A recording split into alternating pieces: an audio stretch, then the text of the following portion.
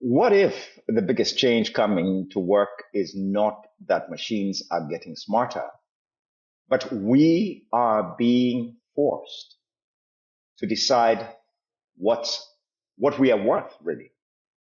Right now, two features are playing out at the same time. One screen says AI is accelerating, and some analysts actually argue that it's doubling its capacity every 6 to 7 months. Productivity is exploding, and a small group of people and organizations are being amplified. On the other screen, work feels more uncertain. Work feels harder to secure. Work feels increasingly disconnected from dignity and meaning. That is the split screen we're living in. And the uncomfortable truth is this: AI is no longer just helping us do work. It's changing who gets trusted, who gets rewarded, and who gets left behind. The real shift is from doing the work to judging the work. And most of us really were never trained to do that. Absolutely. We were trained in the industrial model where we have these iterations of work to produce something. And now, yes, we have this thing. So today's conversation is not about panic, though, right? It's about clarity. What really stays human? What changes fast? And fast is the word. And how do we navigate work? How do we navigate worth? And how do we navigate meaning without losing ourselves? Welcome back to Generations in Conversation.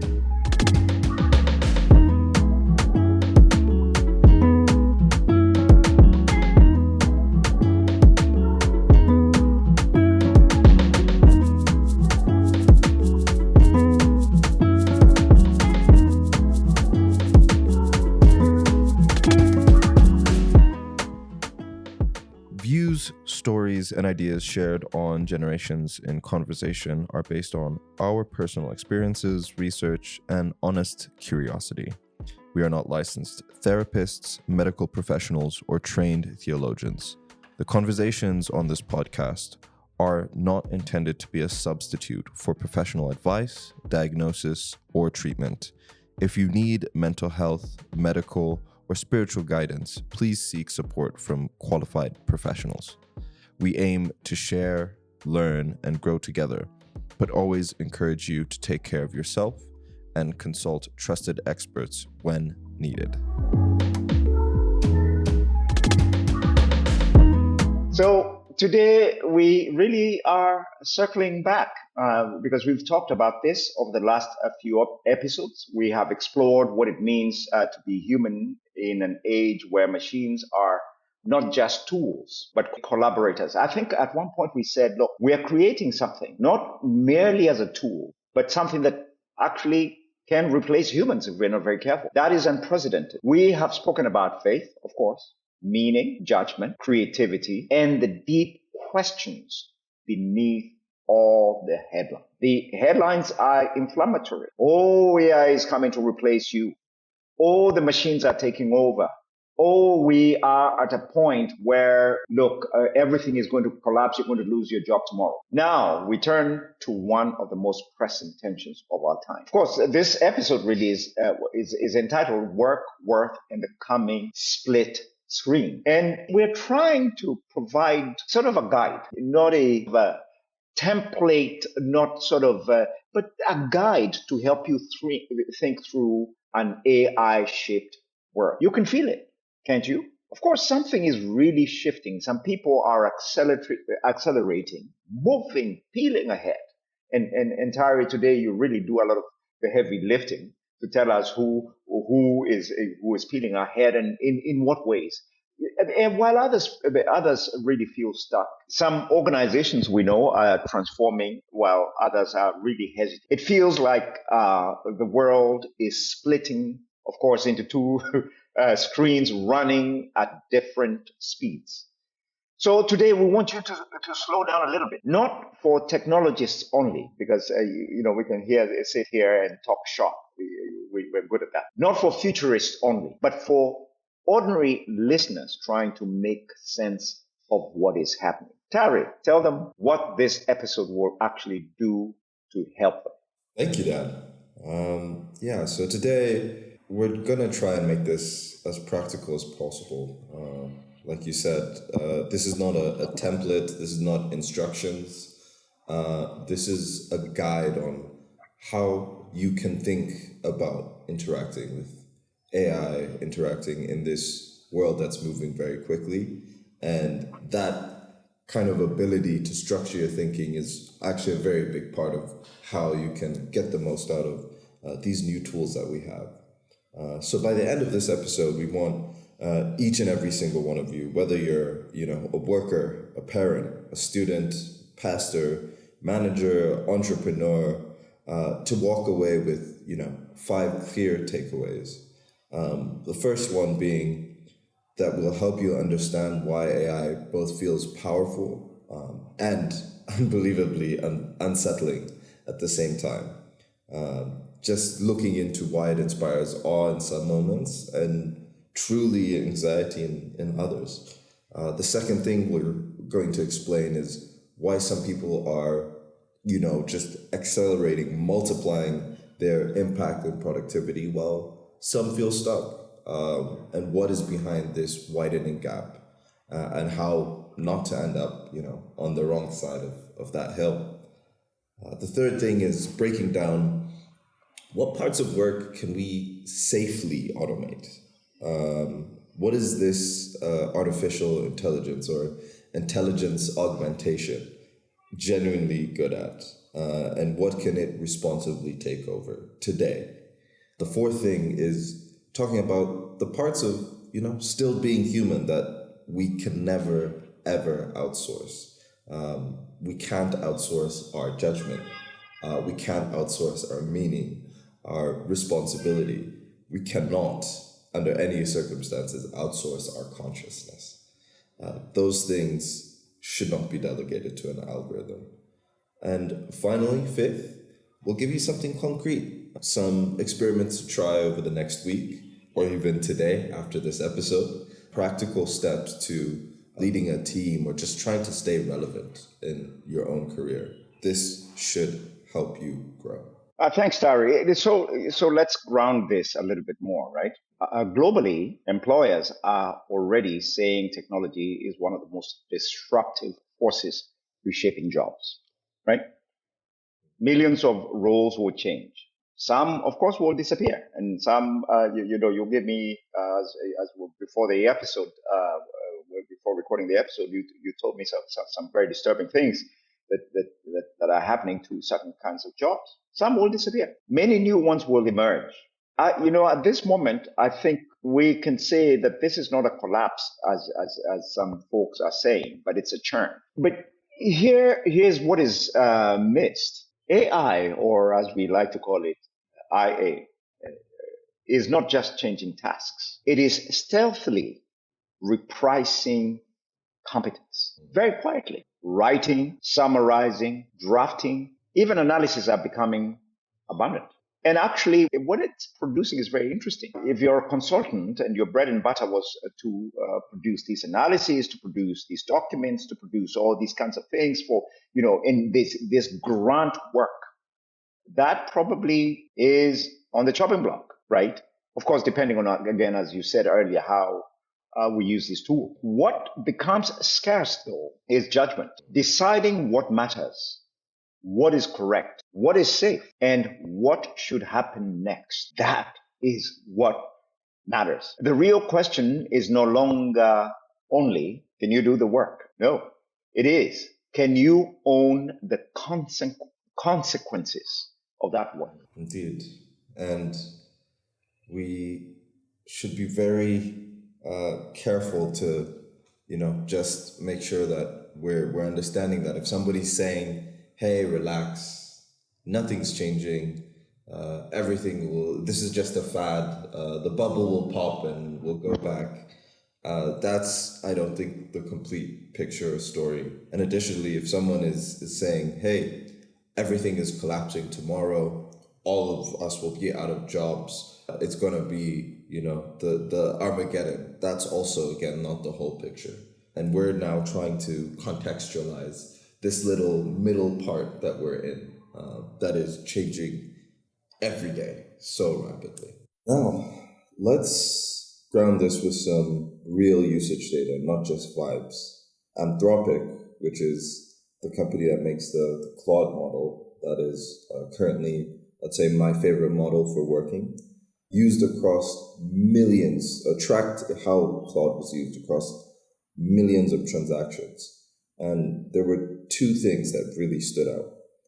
One, mostly it's used for work globally. And two, it's concentrating into a smaller set of high value tasks. Even as the model can do more, the economic value clusters where it saves the most time or reduces the most friction is often the highest used. And there's a lot of noise right now about timelines, especially in my sector where we're doing programming, we're doing a lot of the documentation.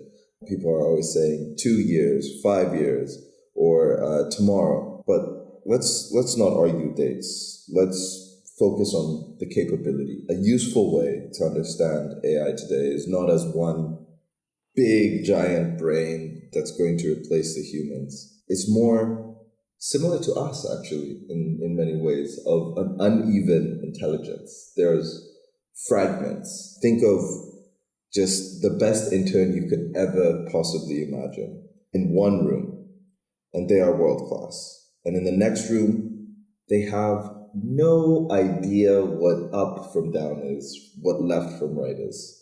And so today there are a couple things that AI can do and that I even personally used it for. One of the big ones is writing software. Beginning of this year, we started a new project at work, and one of the first things we did actually that week when we came back to the office is we had a hackathon for 3 days. And we just put everybody in teams and gave them these AI tools. And what would normally take maybe a week or 2 weeks, in 3 days, people had built almost an end-to-end product, at least that prototype that you can touch, feel, see, understand, and use. So that is a massive, massive jump. And you'll see a lot of actually even high caliber software engineers, people who've worked at Google, people who've worked at in Silicon Valley are actually starting to adopt these tools. Another one is drafting contracts. You were telling me recently of an MOU that is how many pages long, and being able to make sure that you're tracking every single clause, every single detail, making sure that you're quickly able to compare, that there's no contradictions, that you've not left anything out, that the overall document is good. Summarizing research. This is a massive one. What used to be, a team of people that would be hired to go and find data and turn that into information for you to put into your business plan, for you to do a risk analysis, for you to understand what the market needs in terms of certain products. You can now, in a couple hours, do, again, weeks worth of work, pulling from all these different sources and really compacting what is research. And then a massive one, analyzing data. You and I are both a little bit of data nerds who love our scripts and bringing in CSV files and plotting graphs and using that to tell stories. And now you're able to pretty much put a bunch of data or data in, and it can analyze that and give you out information. But it also struggles. It struggles very heavily with context. That's a big complaint that I think both you and I have run into, where you're grinding out on this thing and you're going prompt 2, 3, 4, and then at some point it says, actually, I've had enough. I can't give you more. I can't tell you more. And it might also lose its way in that the more context you add, the less likely it is to be accurate to what you requested. Another thing is moral reasoning. It is an algorithm. It has no feelings. It has no senses the way we do. It doesn't bond. It doesn't feel joy or sadness. It's mimicking these things. So that is, I think, a very big risk. And there was a study done in the US recently that I think it was over a third of teens now either have AI as a friend or are using it for some sort of therapy, which, again, it's a very useful tool and can give you very good tips, but it lacks the moral reasoning that a therapist or a doctor or a professional would put in behind that. Another thing is accountability. You open up a chat and you're spinning this thing up.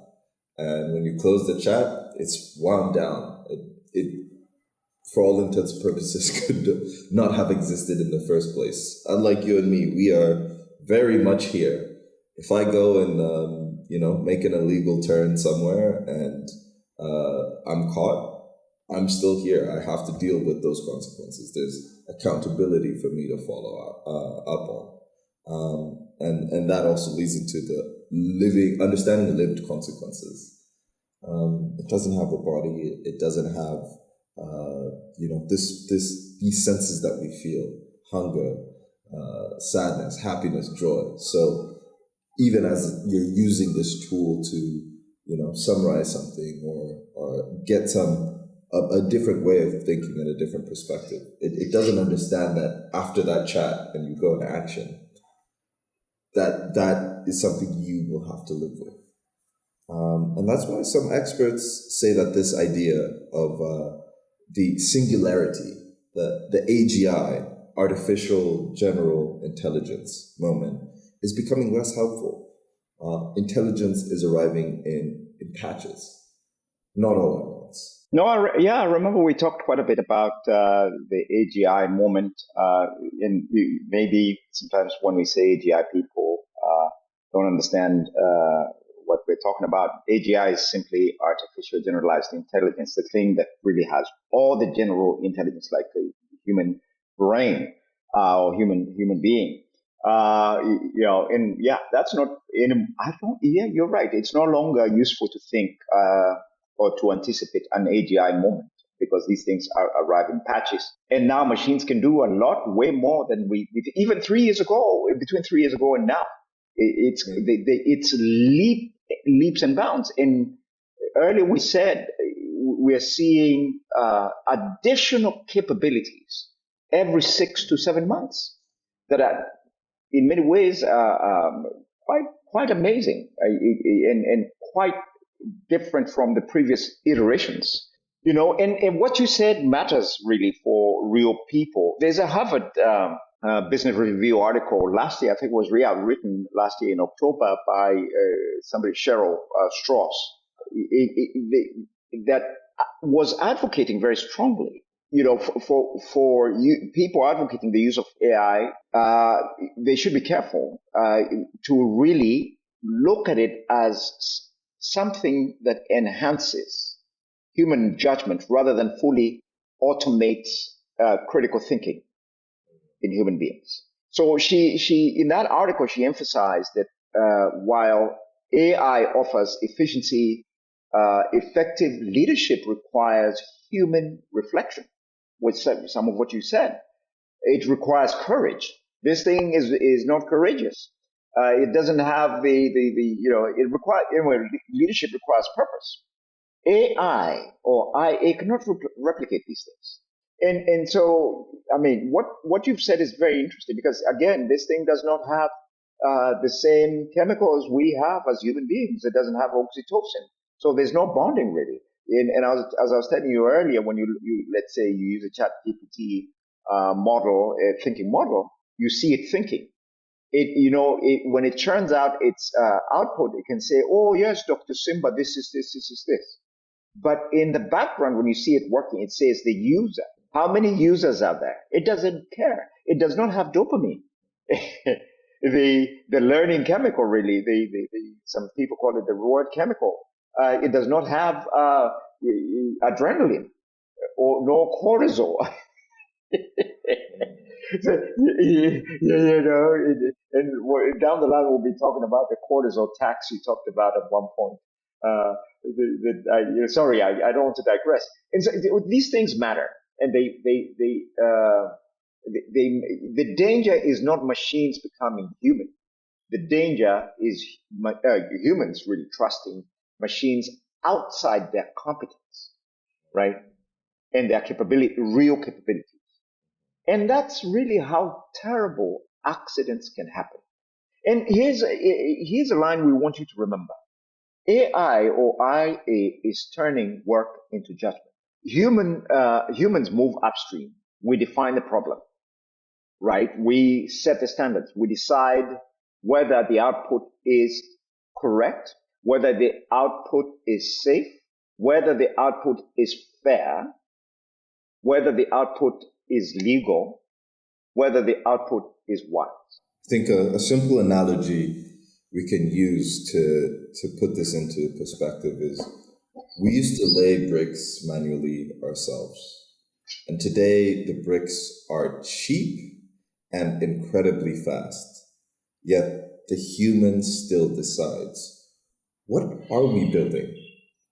Is what we're building safe?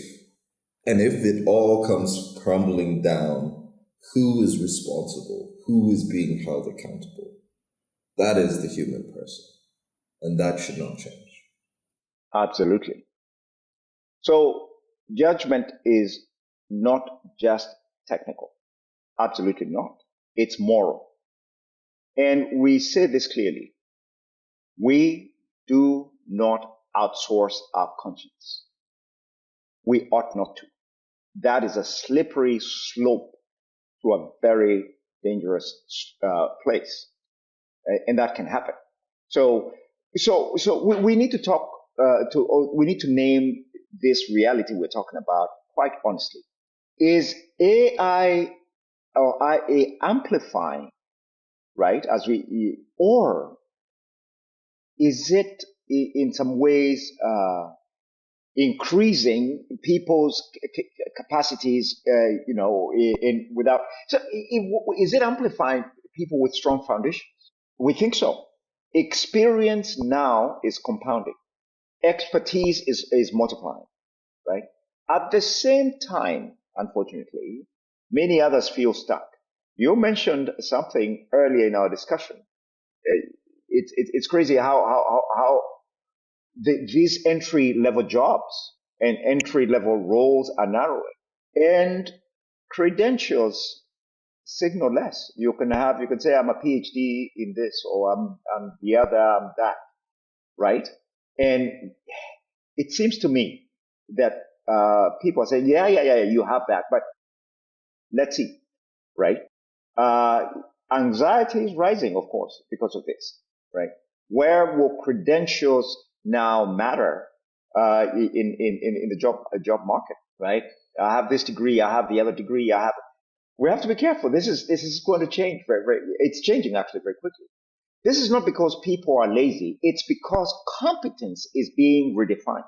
What is really competence? Before, competence was the ability, to put together some, processes to produce something tangible. You produce the door handles, or you are very competent, or you went and did some plowing, planted whatever, you got your crops. You're competent. You were able to generate a contract very, very quickly. Everybody leaned on you to do so, right? Now that is under question. That is being redefined. AI really is not an equalizer. It's an amplifier. And without guardrails, amplification actually can widen inequality. You have been in this industry, fintech and tech, basically industry, for a long time. You have experience, certain things and how things work that somebody coming in might not know. Okay, and they need that competence, they need that experience. So for you working with Anthropic, as you're saying, you know exactly where you want this thing to go. And in fact, if you see it going a certain way, you can quickly say, that's not where we're going. But somebody who is unskilled, somebody who is inexperienced, somebody who doesn't have that body of knowledge cannot actually make the correct judgment on where this thing should go. I don't want to belabor this, but I think this is important. Again, AI is AI is not an equalizer at this moment. It's an amplifier. Indeed. And I think you're painting a very clear picture of what I and a lot of my peers have been talking about, and that we feel even bad for in some cases where when I had a bug, when I started coding and programming, I would have to sit down for the next 1-2 days, search through the internet and find actual people who have had this experience, ask questions, and figure it out. There was no tool to help me figure this out faster than just going through it step by step. And again, that tool use, being able to use a tool. If you give me a chisel and you give Michelangelo a chisel, he'll make a beautiful statue. I don't have that experience. I'll probably end up losing a finger. And now we're seeing this in a scale that's much wider, whether it's from academic writing to coding to legal. You're almost robbing. It's very easy to get robbed of that ability to experience and to learn and to build up your own, muscles in this whatever area and section. And there's a lot that is not, or I do actually think is being highlighted more and more. The fact that AI is not just software. It has a very big and tangible physical presence.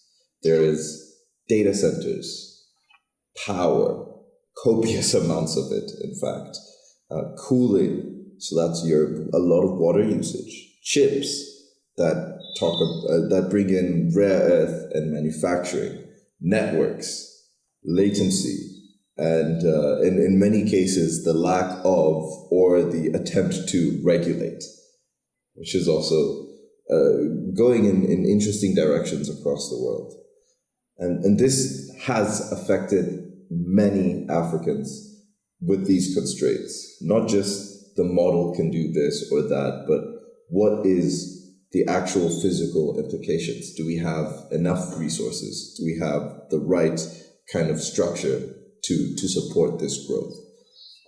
And that's why organizations take this AI detour and they just take all their workflows that are still quite broken, that don't really solve the needs of the organization or the customer, and they throw AI on top of that, and we get what is one of my favorite words, slop. It increases the output dramatically, but confusion follows. The real advantage is coming from redesigning the decision making, really making your critical thinking robust, not just adding tools. Wow. Yeah. Increasing or multiplying the slop. We have to be careful. I like that. 5 things every individual can do, because we always ask what then can we do? In this maybe is again, we're providing a guide, in not even a roadmap, but to help you think through all this noise, and there's a lot of noise as well. So you can start by building judgment habits, because the final judgment reverts to you by asking, is this accurate? Is this appropriate? If I were put on the spot, would I stand behind this? I've seen people present things or even write emails using all these tools, and I'm looking at that email and I'm like, well, what?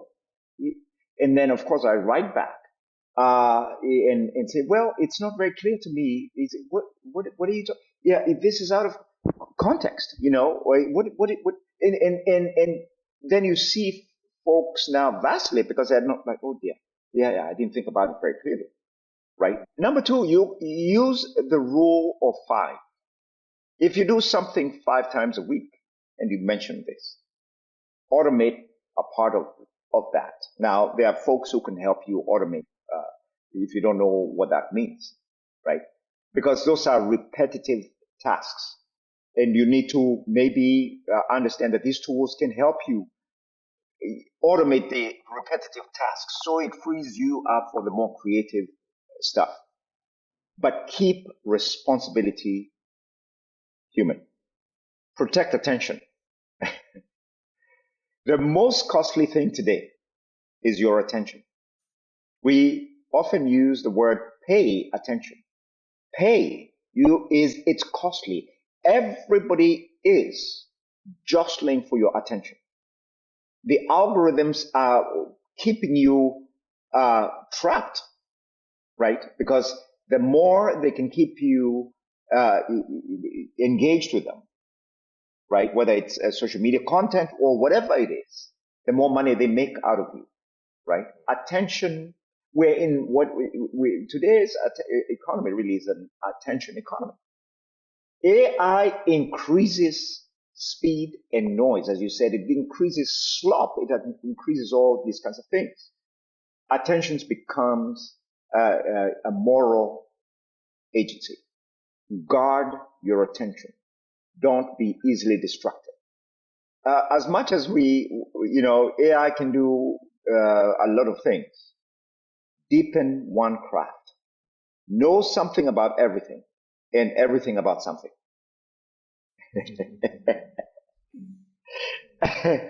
Yes, because and it's human.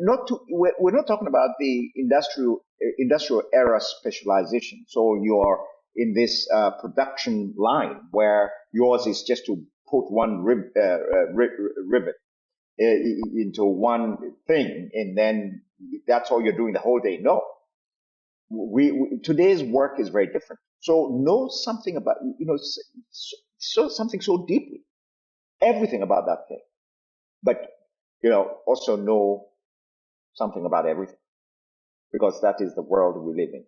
AI rewards people who know what good looks like. So keep something human on purpose. Walking without your headphones. Just go for a walk. Yesterday I was stressed. We have a crisis that we're managing, right? I was super, super stressed and I sat the whole day in these crisis meetings. Then I took a walk. No earphones, headphones, nothing. And I was looking at buildings, and some of the buildings that have names, I would call out the names of those buildings. It's crazy what happened in terms of how that made me feel. Not quickly, but better. And I came out of my own head. So prayer, you cannot outsource prayer. You cannot say to the algorithm or to the AI, let us pray. ChatGPT, petition to God for me.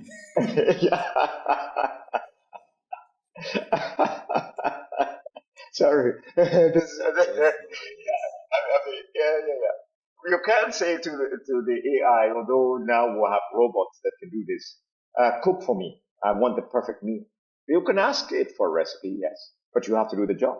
And these conversations we are outsourcing. I want to converse with you. The thing looks at you as a user. Have real conversations. Have those difficult conversations. Have those hearty conversations. For crying out loud, interact with humans. Remain human.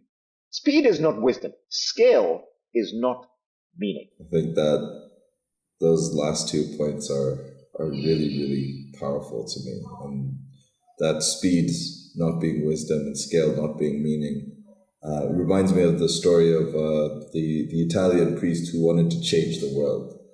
And at every step that he failed, from going from changing the world to changing the continent, to changing the country, to changing, his city, to his town, to his village, at the end of the day, the most important thing was him changing himself and letting that come out. So when you say scale is not meaning, it is powerful. It has to start human, has to start inside. and go out. All right, so let's get into a little bit of the playbook. Let's figure out what you can automate first in simple, plain language. This is something that we've all been hearing about for years now. Many companies cutting thousands of jobs because the AI is now automating. For most, it's actually not gone as well as they would have hoped, but there is a way to make it robust, healthy, easy, and there does require a little bit of work from your end. So if you're leading an organization, the truth is that the first wins with AI normally are not very flashy. The reports are showing that businesses increasingly using AI to automate routine back office workflows, things like managing your email, processing a document, scheduling, and your CRM admin or back office admin tools. And this is where you can greatly increase speed, reduce errors, and reduce cost without putting a big target on your back, with the risk of the AI not actually knowing and not having a sense of accountability and consequence. So for leaders, whether that's in an organization or in your own life, it's not about throwing money into buying tools. It's not about having the highest context token usage.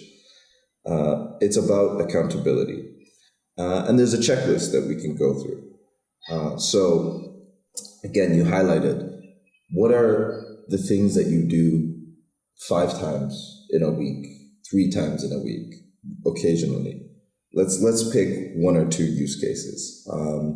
One of the use cases I can use is in my end is I have one-on-ones with the team members that are under me, and that is normally a lot about going through previous conversations, previous context, and making sure that we're taking stock and keeping track of what we both agreed to.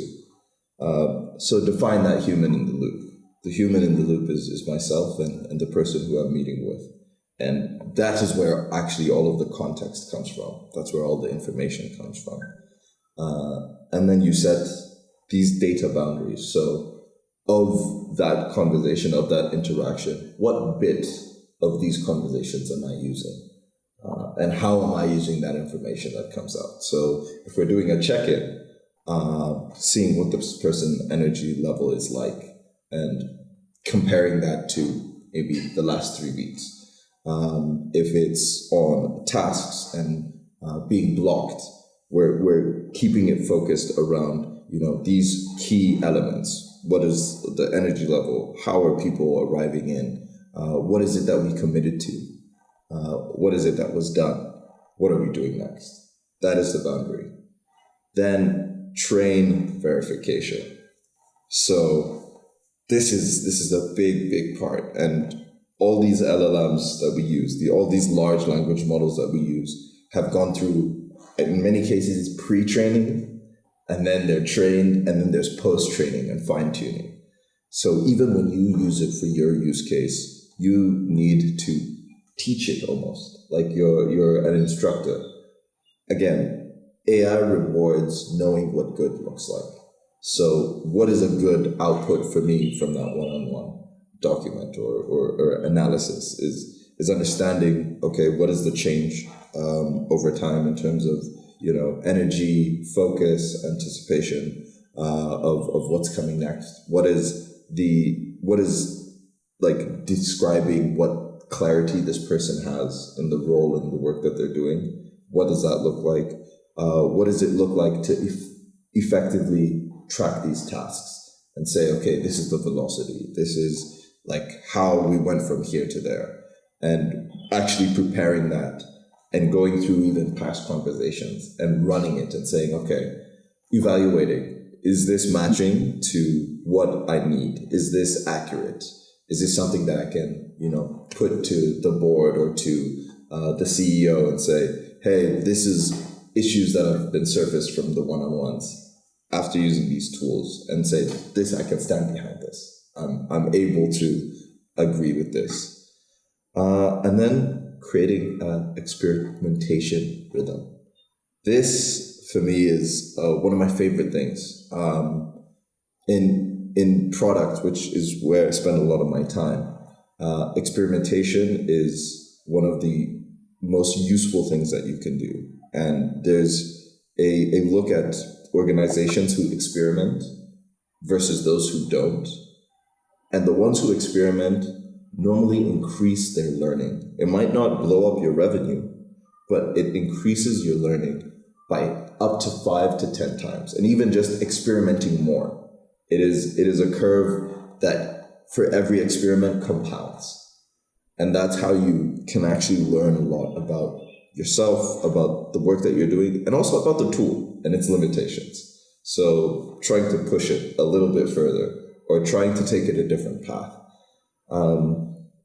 And one of the things I like to do is I'll go back to my old prompts, try and redo a prompt and see what changed. Is that a better output? Is it a worse output? And try and understand why.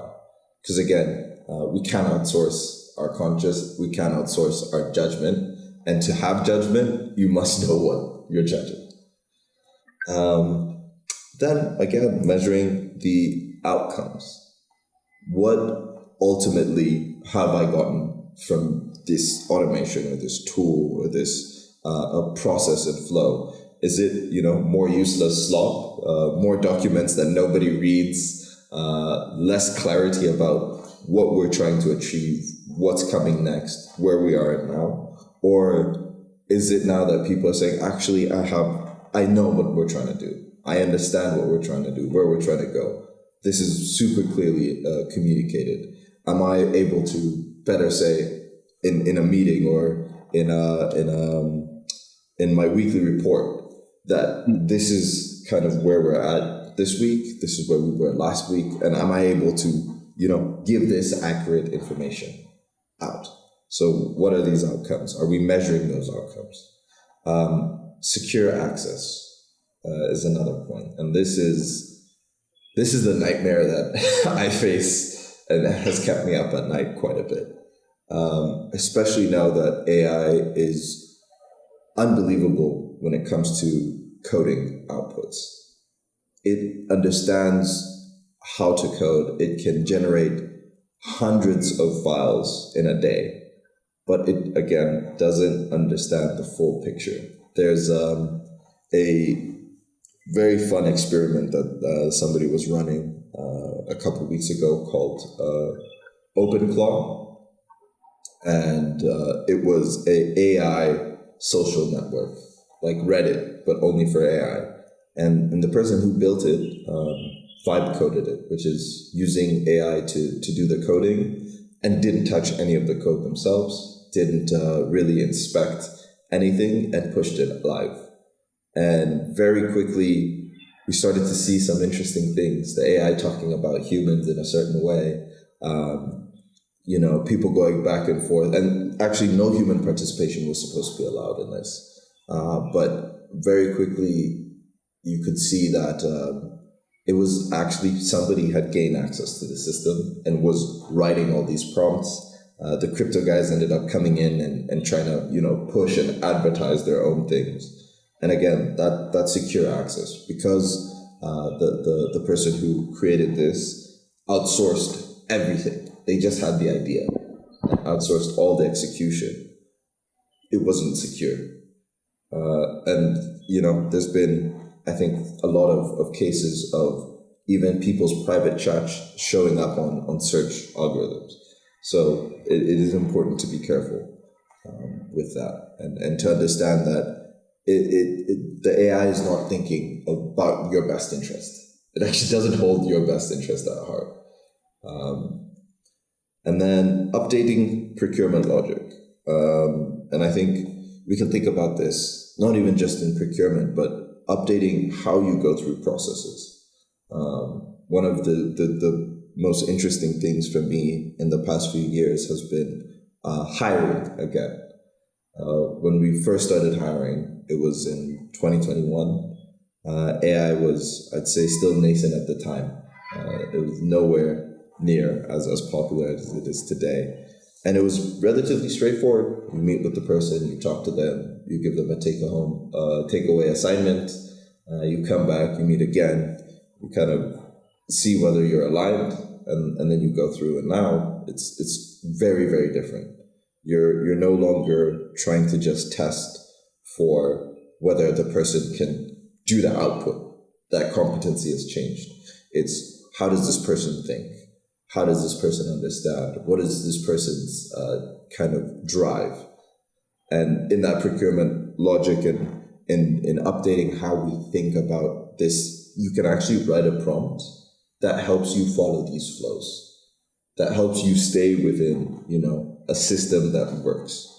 And I try and do that now as well. So if there's a process of interviewing, if there's a process of, getting certain items for the business, I have a process for that I know I can follow. And it'll also ask me questions. It'll criticize and break down and highlight the weaknesses of where we're going. And that's a great thing that this AI can do. If you know what good looks like, if you know about what you're doing, then you can also know that, this criticism or this point or concern makes sense. I understand. Oh yeah, maybe I did leave this out. Maybe there is a better way to do this. Protecting dignity. This is also important. And I think there's what you were talking about earlier on having conversation. I think, there's something about being able to interact with people. You and I having this conversation, me talking to, the people who I work with. But just typing 2 words and say, hey, dumping some AI response to somebody who's taking their time to communicate, to try and understand, it's not very dignified. It's like talking to a wall. And then redesigning jobs before cutting them. I think this is going to be what a lot of us will need to spend time trying to do and trying to understand is instead of just mass layoffs, cutting 10,000 people from the workforce and saying that AI will do it. How do we upskill? How do we change the way people think about their own job, their own competency, and get them to a point where they can still provide value, provide that judgment? And again, that example that I used in the beginning of the call, that hackathon, that was a way for us to try and redesign the job by getting people comfortable using these tools, understanding these tools, and now bringing people in and saying, hey, how can we think about this differently? Instead of just saying, okay, we have this new tool, let's get everybody out of the room, start with this thing and figure it out. And I think the damage of that has been significant on many places. And people are looking to rehire, bring people back in. So if you lead and start thinking about these items this way, and I think you will be surprised how big of an impact you can make. It might not be flashy, might not be something that even people will initially notice, but it will increase your output, your productivity without, putting you at risk, which is also a very big thing to mitigate. Wow, that's quite a lot. To our participants, don't call them listeners. We hope you're participating or actively listening. We will have listener notes that will have a lot of these tips, and we'll talk about what else from this episode that we're putting together for you that can be useful as reference. Okay? And even to use in your organizations, whether it's your company or maybe even your faith-based organizations as well.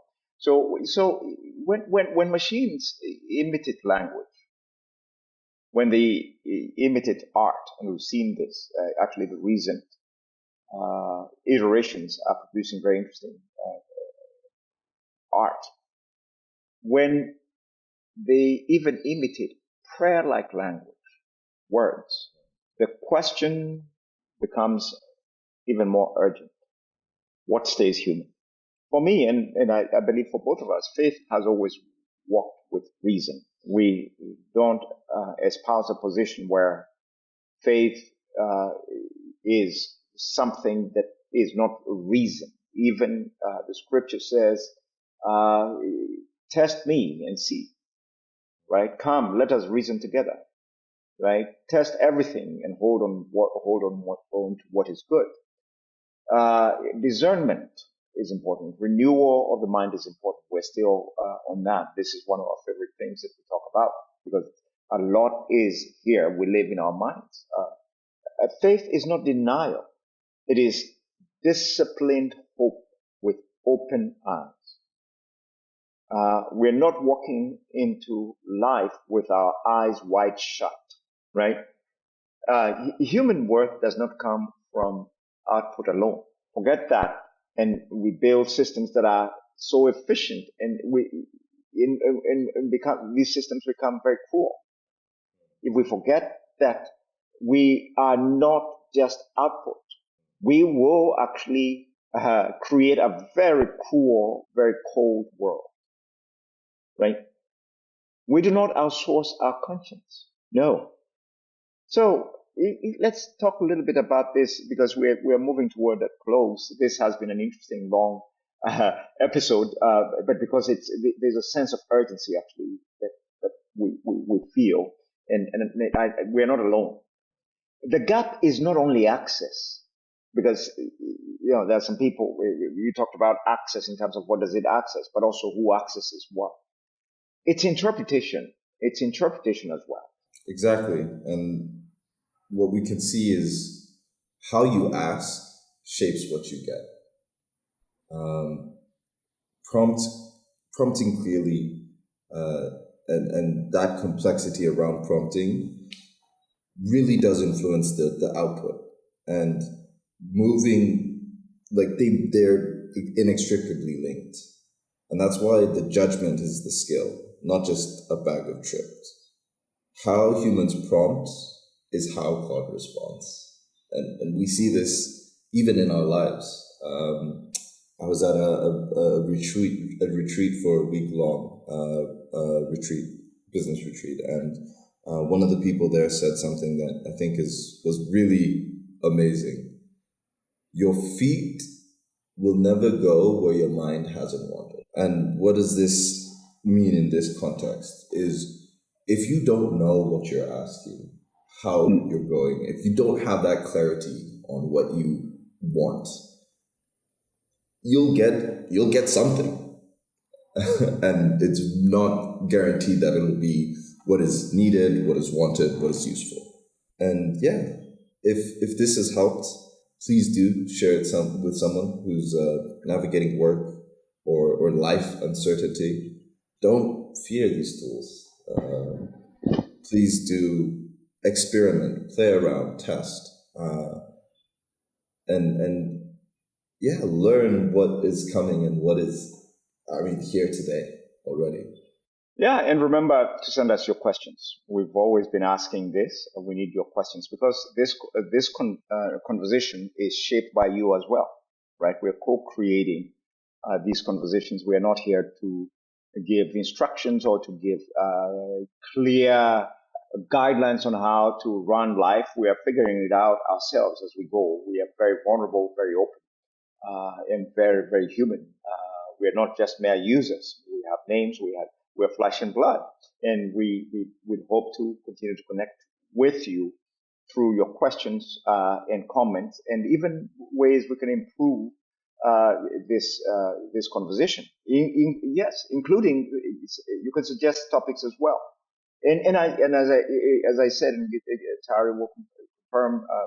We will set this up. We have maybe pieces for you that we can share, including the listener handout, but also maybe some guidelines that can help you have a conversation in your organization or at church or mosque or whatever on what these tools and what that means. We will have them prepared in a way that is useful for you. Indeed. We have our resources that will be in the show notes, but also on our website. We will put all these up, and we really are looking forward to hearing from you, hearing what is interesting you, how these things are working or not working as well, and how we can all grow and change together. Yes. This is Generations in Conversation. What stays, what changes.